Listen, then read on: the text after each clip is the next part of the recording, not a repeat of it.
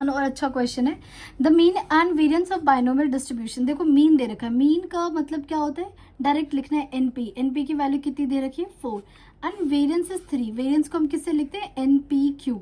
ठीक है, NP Q कितना गिवन है 3। ये आपको लर्न करना पड़ेगा। जो मीन का फॉर्मूला होता है बाइनोमियल का, we are talking about binomial only, ये होता है एनपी।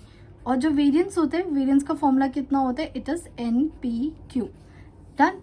अब हमें क्या ये वैल्यू दे रखी है, so then probability of getting exactly 6 successes.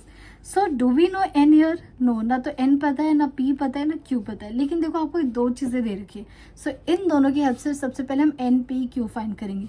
तो what is the proper way करेंगे, सबसे पहले इस एन पी की वैल्यू जो 4 है वो यहाँ पे पुट कर दो। अगर यहाँ पे 4 पुट करोगी तो ये हो जाएगा 4 इंटू क्यू की पावर 3। तो क्यू की वैल्यू क्या आ गई 3/4, राइट।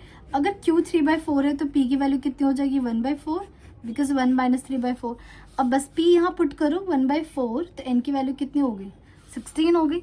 सो यहाँ तो N 16 हो गया। तो आप ना कुछ यहाँ से भी देख के बता सकते हैं। यहाँ पे N की वैल्यू क्या है 12, यहाँ पे N की वैल्यू 12, तो ये और ये ऑप्शन तो होगा ही नहीं, बिल्कुल गलत होगा।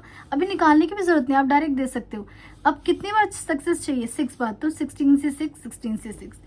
यहाँ पे सक्सेस को हम किससे रिप्रेजेंट करते हैं P से। P की वैल्यू क्या है 1/4।